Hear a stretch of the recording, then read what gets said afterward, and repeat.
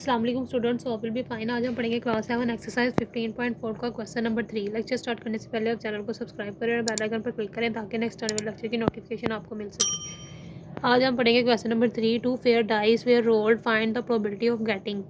क्या getting first पे आपने फाइंड करना है odd number on both dice. ठीक है, जो दो डूडो के दाने या डाइस हैं उनको हम रोल करें तो सब पे दोनों पे ओड नंबर्स आएँ। ठीक है, फिर 2 वाले में आपने फाइंड करना है no odd number on both dice, कोई भी ओड नंबर नहीं आना चाहिए दोनों डूडो के दानों पर, बोथ डाइस पर। ठीक है, और थर्ड वाले में हम फाइंड करेंगे odd number of the first die and even number on the second dice. ठीक है, जो फर्स्ट डाई होगा, पहले वाला डाइस जो होगा उसके ऊपर सिर्फ ओड नंबर आने चाहिए और सेकंड वाले डाइस पे सिर्फ इवन नंबर आने चाहिए। और 4 वाले पार्ट में आप फाइंड करेंगे at least the number 5 on the first dice and 6 on the second die. At least 5 आना चाहिए नंबर फर्स्ट डाइस पर और 6 आना चाहिए सेकंड डाइस पर। उसके बाद 5 वाले पार्ट में वो कह रहा है find the complement of the event of getting 4 on first dice and 5 on the second dice. ठीक है, फर्स्ट डाइस पे 4 आना चाहिए।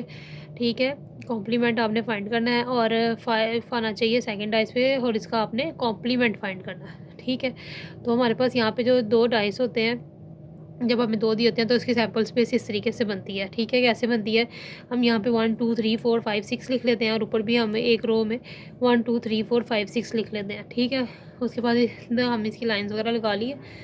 तो अब क्या करेंगे, यहाँ 1 है और यहाँ 1 है, 1 और 1 1 1 आ गया, फिर 1 और 2 1 2 1 3 1 3 1 4 1 4 1 5 और ये 1 5 आ जाएगा और 1 6 है तो 1 6 आ जाएगा, ये पेयर बन जाएंगे।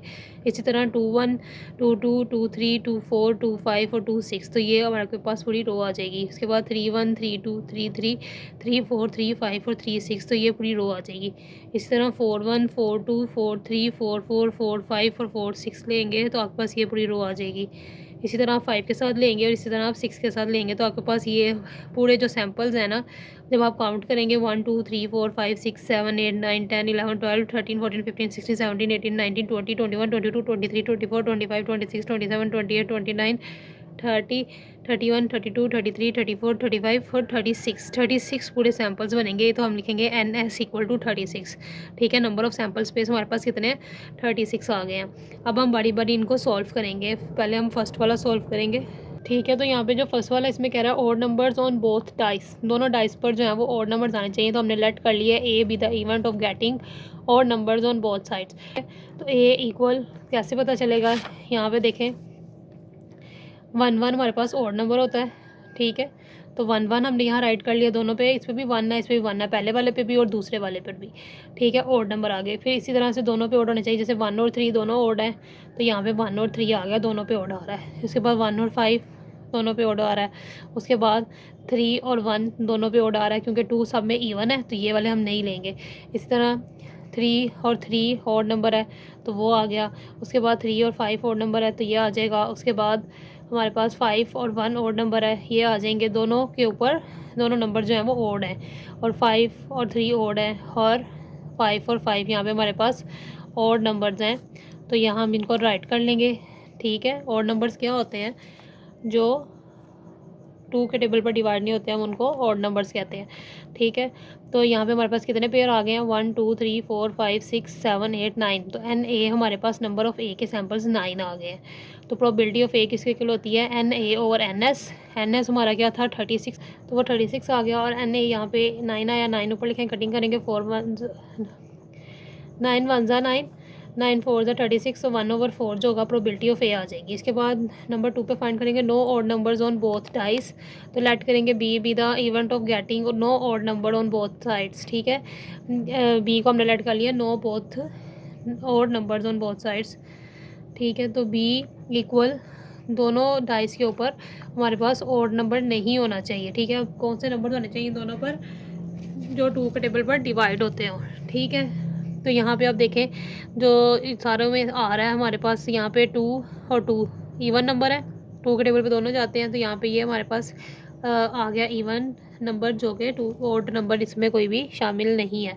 इसी तरह 2 और 4 है, फिर 2 और 6 है, फिर 4 2 4 4 4 6 6 2 6 4 6 6, इसमें से देखकर हमने यहाँ पे राइट कर लिए हैं।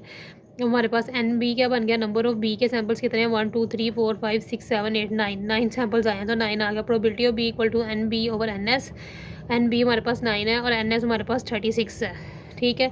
तो यहाँ पे हम लिखेंगे 1/4, क्यों, क्योंकि 9 1 ज़ा 9, 9 4 ज़ा 36, कटिंग कर ली तो 1/4 हमारे पास प्रोबेबिलिटी ऑफ बी आ गया। इसके बाद इसका थर्ड पार्ट करेंगे। अब ये हमारे पास का थर्ड पार्ट है, और number on the first dice and even number on the second dice. तो लेट करेंगे C be the event of getting odd number on first dice and even number of second dice, ठीक है। तो first वाले पे हमारे पास odd number होना चाहिए और सेकंड वाले पे इवन होना चाहिए। इसी तरह से इसी सैम्पल स्पेस जो हमने ड्रॉ की हुई है इसी में हम देखेंगे। तो यहाँ 1 और 2 जो है, फर्स्ट वाला ओड है, सेकंड वाला इवन नंबर आ रहा है, ठीक है। इसी तरह इसको देखें, फर्स्ट वाला ओड है और सेकंड वाला इवन आ रहा है, तो 1 4 आ गया। फिर इसी तरह 1 और 6 है, इसी तरह 3 और 2 फर्स्ट ओड है और सेकंड इवन है। इसी तरह बाकी सारे भी देखेंगे तो 3 4 3 6 5 2 5 4 5 6 आएगा, ये आप खुद देख लेंगे।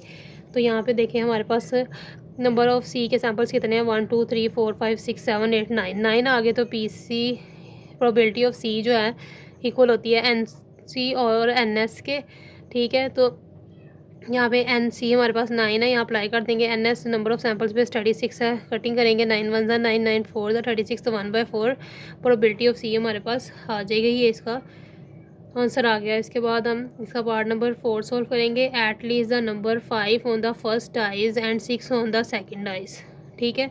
तो डी को हम लेट कर लेंगे कि be the event of getting at least 5 on first dice and 6 on second dice, ठीक है।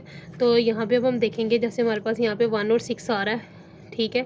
फिर 2 और 6 आ रहा है, फिर 3 6 है, 4 6 है, 5 6 है और 6 6 है, ठीक है। हमारे पास सेकंड वाले डाइस पे 6 ही होना चाहिए और फर्स्ट वाले में एटलीस्ट 6, मतलब 1 से लेके 6 तक आ सकता है।